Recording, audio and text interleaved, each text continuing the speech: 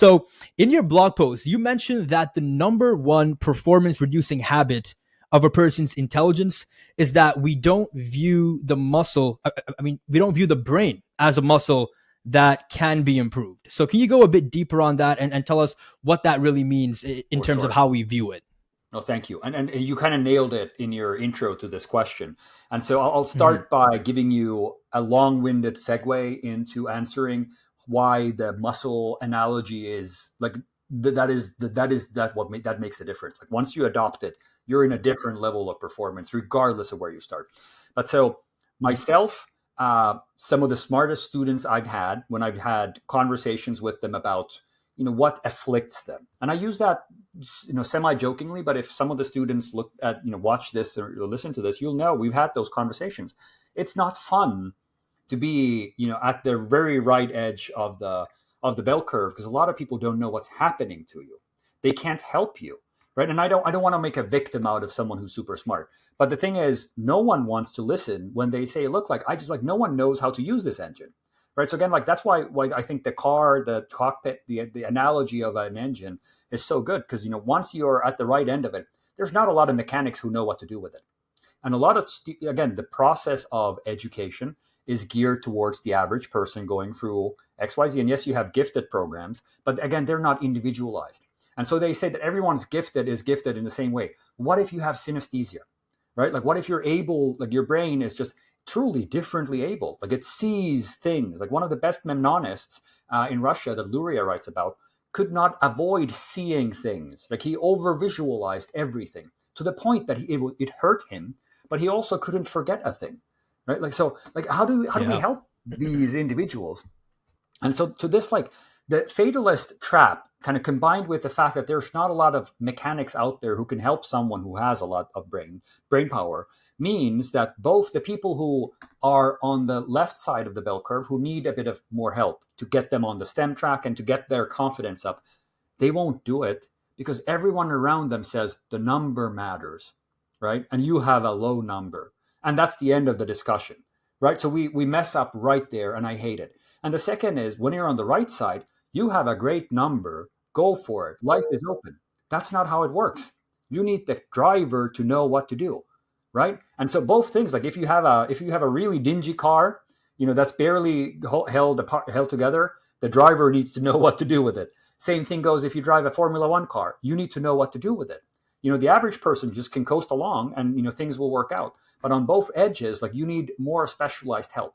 And so the only way we can get that help is realizing that, look, your brain does respond to challenge, right? Like every study out there that looks at stimulus, like so on Alzheimer's, people like old people who are at risk, particular risk at any cognitive decline influencing disease. Study after study, whenever they bother to look at it, like the more active their lifestyles, the more they do Sudokus, the more they do crosswords, the further away Alzheimer's worst, or whichever version you look at, the worse impacts tend to be. And so there's something about at the end of life, and maybe there's a bit of like dual causation, like maybe the people who end up being in old life being very lucid, that there's something that just causes it the other way. But again, some of these studies actually also control for that. And so like I've been convinced that at the end of the life, at least, having this muscle mentality helps actually postpone decline. So that's one. And the second, if we look at the two of us, it has to be true that if we have the mindset, like this kind of the meliorism, right? Like it's not positivism, it's not being entirely negative about it. It's just I can improve a thing.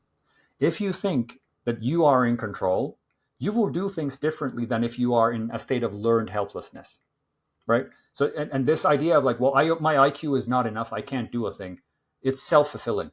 You won't do it.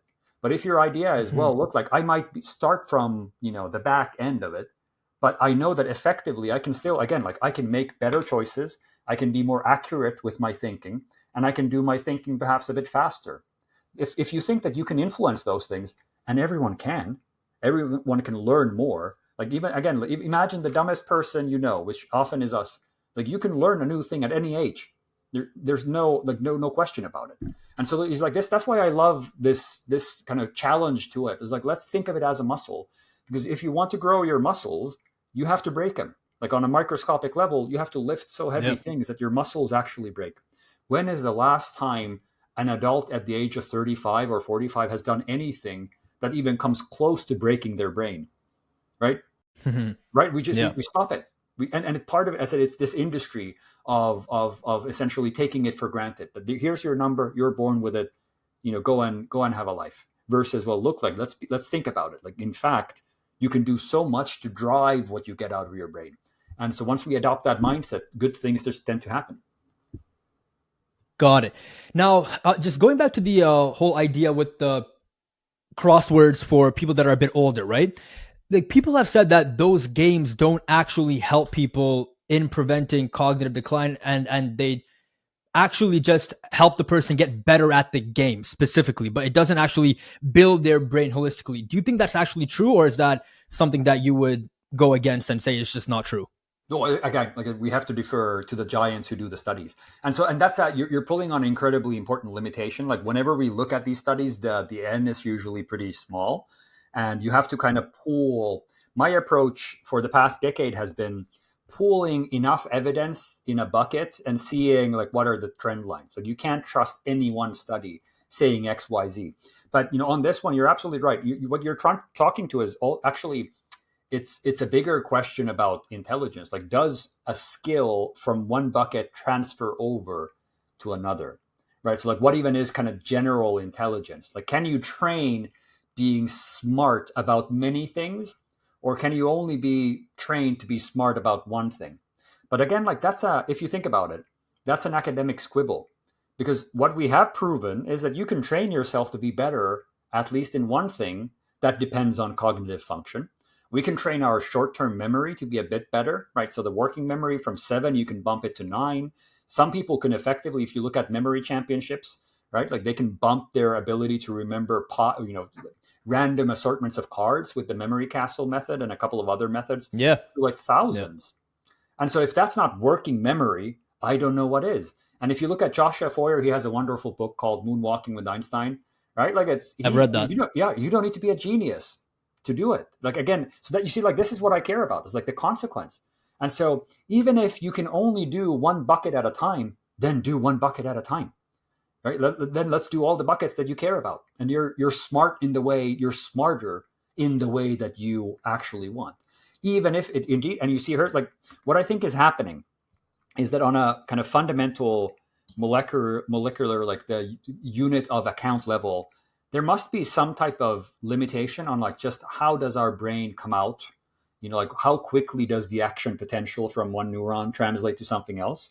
How much of a jumble is our brain from a neuron level? So, like, from a theoretical perspective, if you start looking at the brain as something that's wired together, there has to be a fundamental limit that's individual to all of us, if we assume that the neurons get built a little bit different.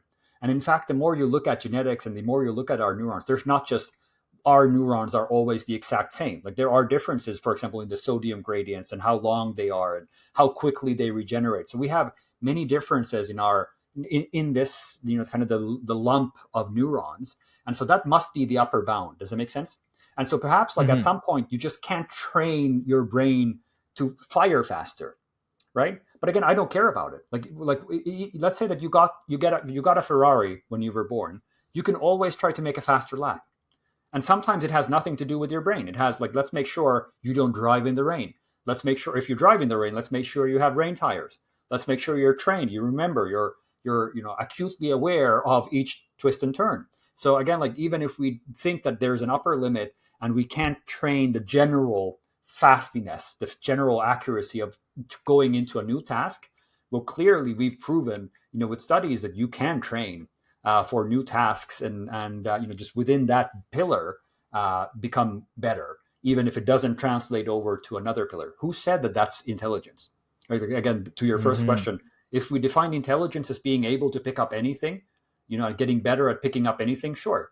Then, I said, a lot of the research does point to the difficulties of transferring things over. A couple of things actually seem to work, like studying philosophy. There's a recent study of 600,000 students. So, that seems to work a bit. Debate seems to work a bit, like the habit of just But you see, like, those are meta skills, right?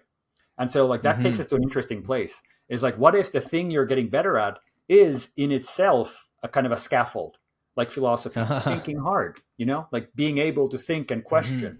And so, again, why we I care got you. Yeah. about debate or philosophy is that, well, maybe you get to a more realistic, more rational, a better result by thinking. So clearly, again, like that process, philosophy, if you get good at thinking, you're good at thinking, but it doesn't make you good at, twisting a geometry, item in your head or doing maths. So Mm-hmm. that, you're right. Like, there are Gotcha. absolute limits, it looks like.